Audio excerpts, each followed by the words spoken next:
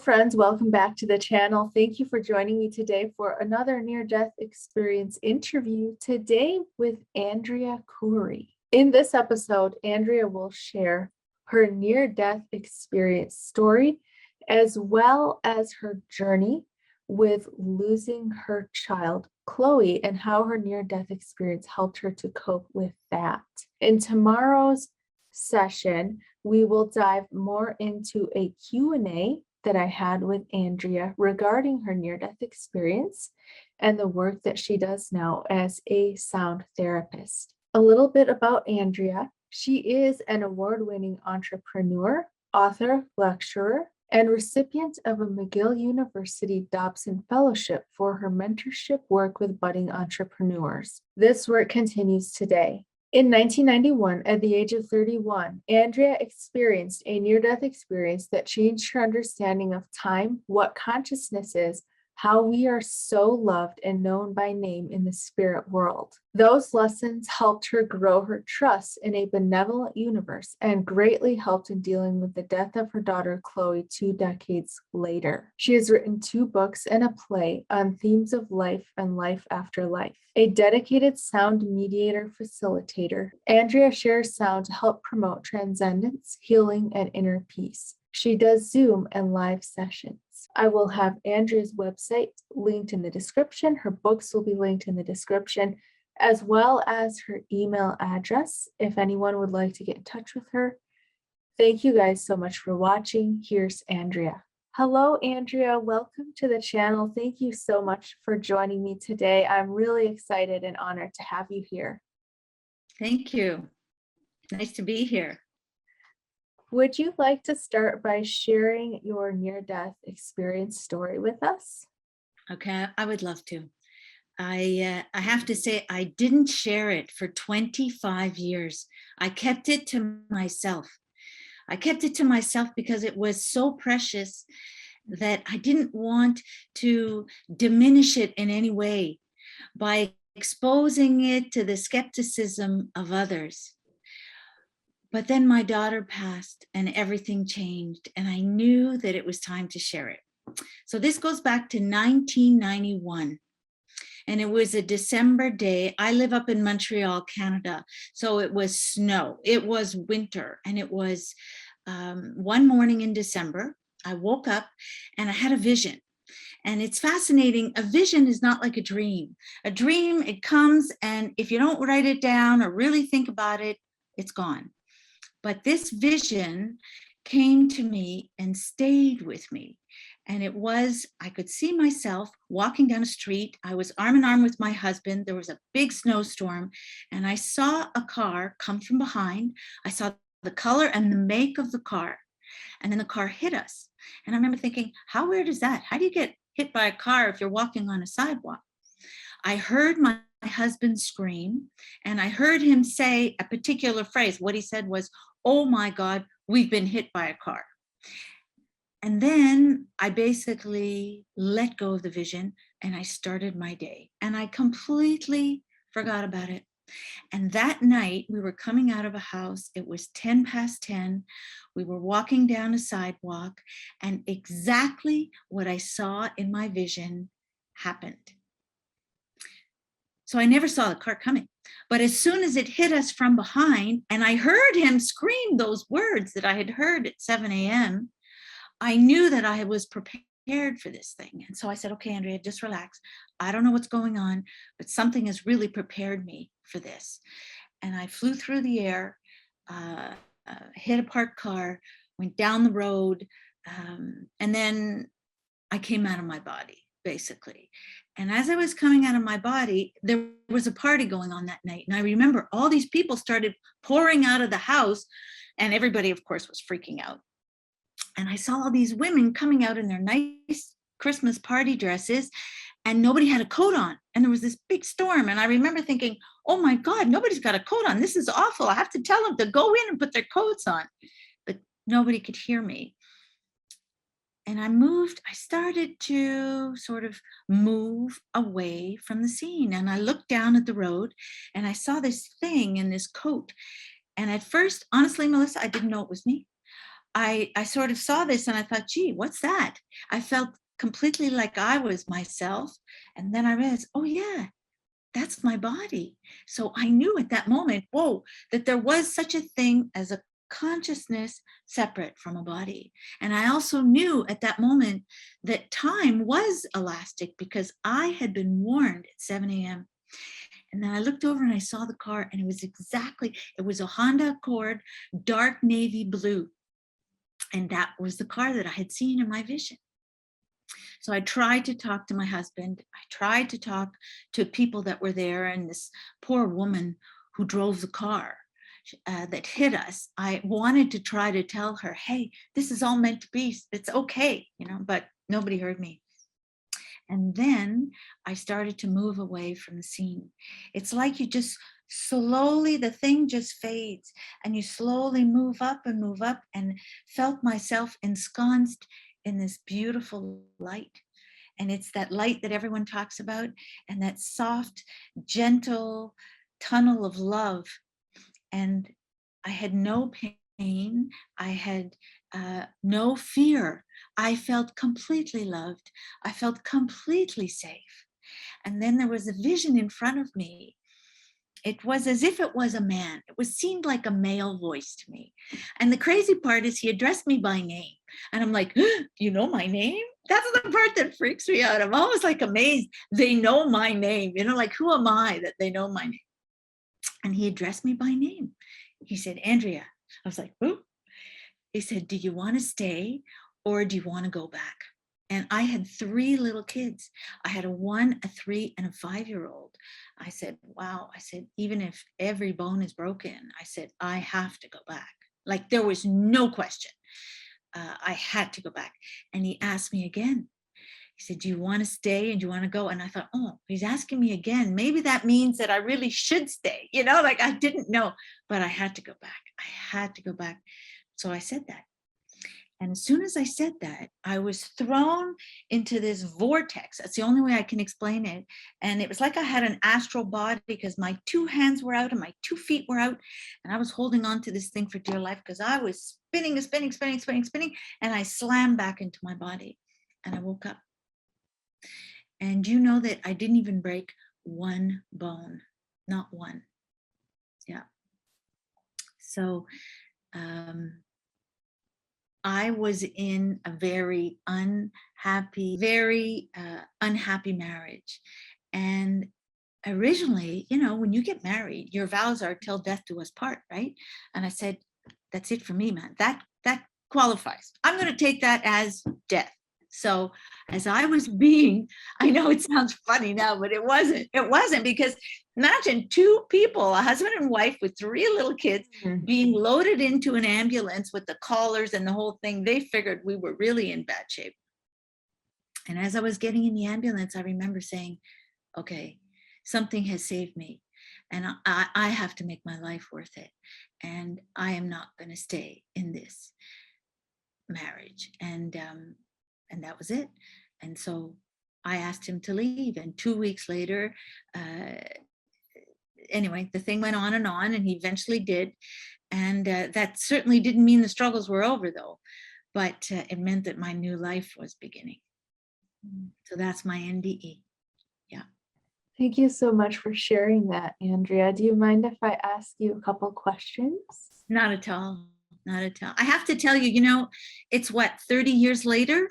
30 years. Mm-hmm. I get tingles and shivers. I feel like it happened yesterday. Wow. Yeah. So would you say it's more real? How does it compare to this life? I would say that it is such a help to understand where we're situated and how important this life is. And it's not that we are here now in these physical bodies. And I think the key is to make the most of this experience. And no question, having had that NDE has enriched my life incredibly. But I certainly feel I made the right choice. Yes. In coming back. Absolutely. I know this is very hard to describe, but what was it like to be in the light? what was it like? It was a love that is so far beyond love like we know it. It was such a pure, unconditional love. I just knew I was totally loved. I knew I was totally safe. And I was known, I was understood. You know, since it's happened, and this is quite common, that people develop psychic abilities after a near-death experience. Mhm. And that happened to me too. I started to receive all kinds of downloads. I still do.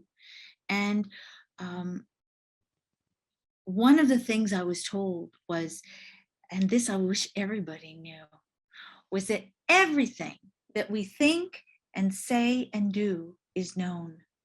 Nothing is secret. Nothing. So even our most base tendencies, even our most selfish moments, it doesn't matter. They're known. But guess what? We're totally loved anyway. Mm. How amazing is that? So we're loved like way beyond these physical bodies, because we are so much more. And actually, when my daughter got sick, I knew that she wasn't going to recover. And I thought, okay, Andrea, this is a moment for you to really put to the test what you think you've learned, you know, about life and about life after life and about acceptance of death.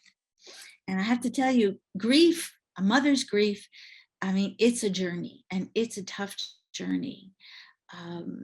But there's no question that knowing she was so close, and knowing she was here, but yet also off on her journey to continue on her journey. I mean, there's so many things to it, but it really helped me in dealing with Chloe's passing, Mm. to have experienced that separation of consciousness. And I said, that's not basically what she did. She left her body and her consciousness just kept going.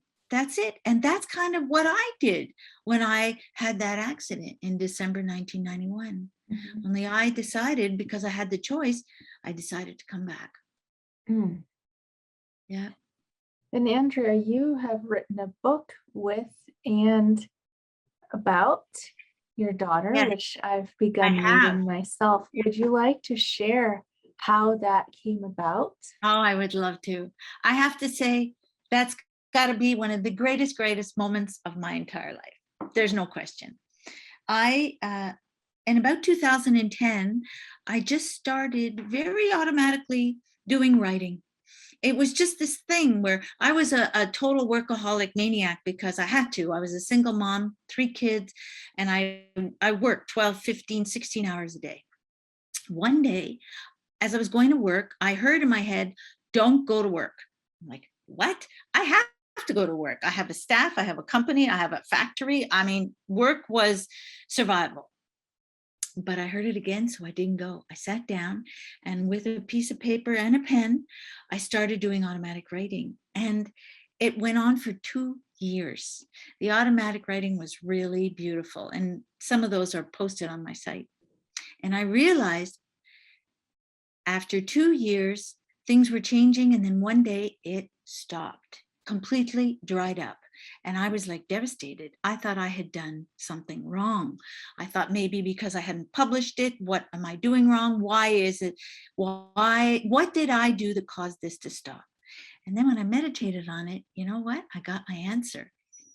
It wasn't that it stopped. It's that it was time for me to move on and to do other things and to develop that even more in other ways. And that's what happened when Chloe passed. So Chloe passed in February of 2016. And about 5 weeks after she died, I sat down. I was living in this little house, and I sat down to write her a letter. And I said, Chloe, you would love where I am, because you know, it's really nice here, and I have my little wood stove going, and it's exactly the kind of pad you would love. And just as I was about to burn that letter, I heard her answer me. And she said to me, Mom, same voice, all, total same Chloe voice. She said, Mom, you are so easy to find. It's a joke. Those were her first words. It wasn't like some angelic thing. And then, no. It was Chloe saying, Mom, you're so easy to find. It's a joke. And I said, what do you mean? And she said, when you pray, I didn't know this. When you pray, you actually send a beam of light out, and they see the light. They see all those beams. Isn't that cool? So she said, Ma, you're so easy to find. Wow. Yeah. So I started just like that. I started recording, and I started recording her words and my words. And it went on for 5 months. And it always usually started at about 4:30 in the morning. And it's really cool because she talks a lot about the afterlife and all kinds of things. And it was the greatest gift of my life. And when it was over, it started on the 1st of April. And when it was over, the 1st of September, she's like, Ma, I got to go now. And I could hear it even in the words at the end of the book. It didn't sound the same. It didn't feel the same. It wasn't her. And I had asked her at one point, Chloe, how is this possible? How are we able to do this? And I realized that I had had a lot of training with the automatic writing and different things that I had received since 1991. And she explained it to me this way. She said, Ma, if this is a universe, let's say this is a whole universe, okay? And she said, you are over here. So she said, me, right now, she said, I'm right here. I'm right here. And when I leave, then I'm going to move. And the only reason you can hear me so clearly is, yes, all your training, but it's a gift from the divine. It's not like I did anything that incredible, but she just was right here and able for me to hear her. So about a month ago, this is like 5 years ago. So about a month ago, I thought to myself, I really want to write another book with you, Chloe. I want you to come back. I want to talk to you again. I want to hear you like I heard you back in 2016. So this is what I was thinking. And I go to a meditation session with my sound healing teacher. So this is what I do now. I'm not an entrepreneur anymore. I retired, I sold my business, and I do sound healing to help other people. And it helps in so many ways. And I still do them myself with my teacher, who I've been with since 1992. So I'm sitting there, it's about a month ago. And my teacher, of course, doesn't know that I've been talking to Chloe in my head saying, Chloe, come back. I want to write a second book. So at the end of her session, she stops and she looks at me. She says, Chloe is here. I said, oh, that's great. She says, she has 2 words for you. You know what they were? Move on. I said, what? She said, move on, Mom. She said, it's done. It's done. She said, I've moved on. I've evolved. I'm no longer there. No, we're not going to do that project. It's not the time for that now. So it's time for you to just accept and move on. Isn't that cool? Yeah. Wow. What a beautiful story. Thank you for sharing that. Oh, I'll show you the book. This is a book. And this is my lovely Chloe.